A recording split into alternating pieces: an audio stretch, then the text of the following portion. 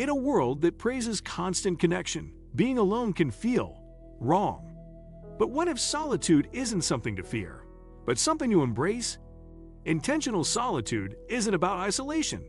It's about clarity, creativity, and reconnecting with yourself. In this video, we'll explore the powerful difference between loneliness and being alone, and how choosing solitude can actually boost your mental well-being, focus, and emotional strength. Because sometimes stepping away from the noise is the exact thing you need to hear yourself again. Ready to discover the quiet strength of being alone? Let's dive in. Today we will talk about alone but not lonely, the power of intentional solitude. So before we get started, make sure to hit that like button, also subscribe to my channel. The difference between loneliness and solitude. Loneliness is the pain of feeling disconnected, even when surrounded by others. Solitude is the peace of being alone and content with your own presence. One drains the soul, the other fills it. This distinction is critical. Loneliness is an unwanted condition, often born from disconnection or neglect. Solitude, on the other hand, is a chosen state, a time you give yourself as a gift. It's in solitude that you learn to rely on your own thoughts, navigate your own emotions, and make peace with who you are. We often fear being alone because we've never been taught how to be with ourselves. But solitude isn't about shutting the world out. It's about inviting yourself in. When you stop running from silence and lean into it, you start to realize that you don't always need external validation. You can be your own source of comfort, clarity, and strength. Why the brain needs space. We live in a world of constant stimulation. Notifications buzz, conversations flow, screens glow late into the night. Our brains are rarely given a chance to be still. But this non-stop stream of input has consequences. It drains our mental energy, blurs our thinking, and clouds our emotional insight. Solitude offers a powerful antidote.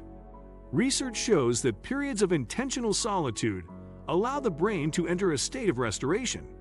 During quiet reflection, our brains consolidate memories, solve complex problems, and tap into creative insights that are otherwise buried under noise. When you're always plugged into the outside world, you miss out on the inner one. Solitude opens that door, giving your mind space to breathe, wander, and regenerate.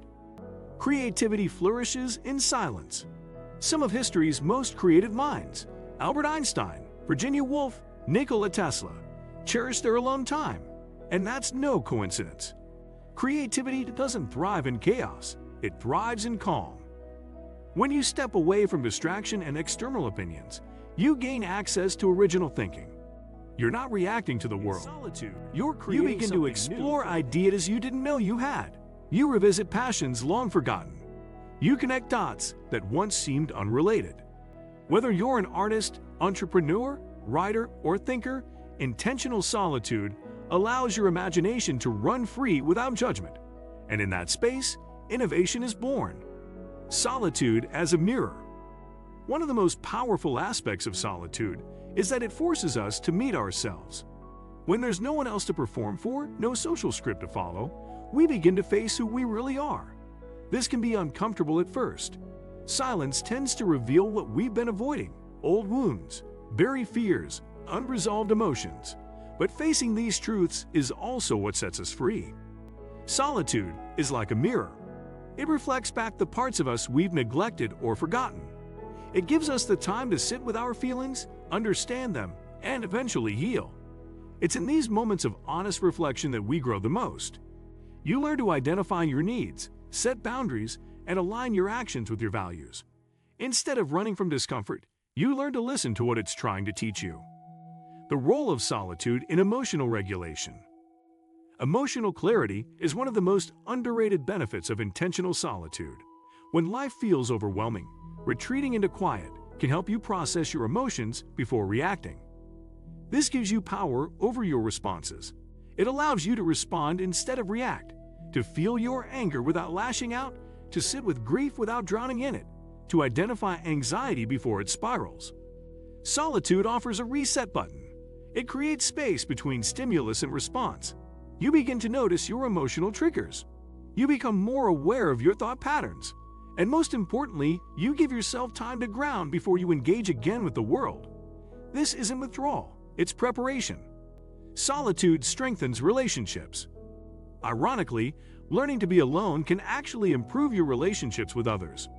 When you're comfortable in your own skin, you're less likely to seek validation from others. You're no longer needy, clingy, or overly dependent. Instead, you bring a sense of wholeness to your relationships. You listen more deeply, you communicate more clearly, and you connect more authentically. Solitude also teaches you what kind of connections you truly value.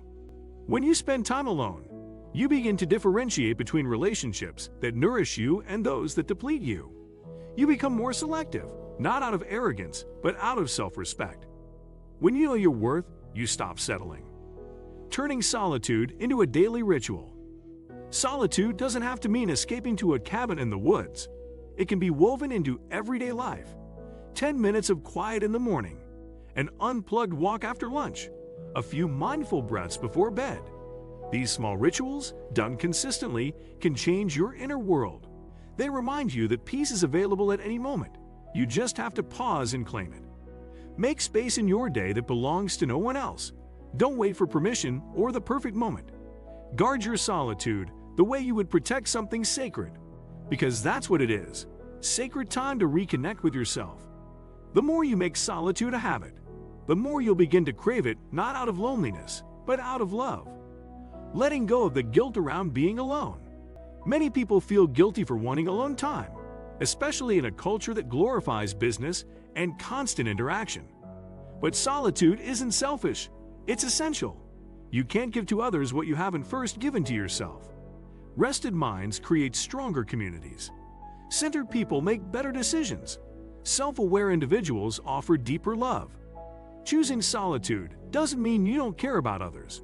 It means you care enough to recharge before showing up for them. You're not pulling away.